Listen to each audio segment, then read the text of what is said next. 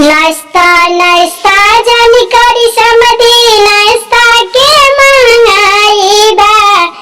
डिब्बा चटके जियरा बुझाली नौका फैशन आइल बा ठोंगा चटके जियरा बुझाली नौका फैशन आइल बा खाना खाना जानी करी समधी खाना के महंगाई बा बोतल चटके हियरा जुड़ाली नौका फैशन आइल बा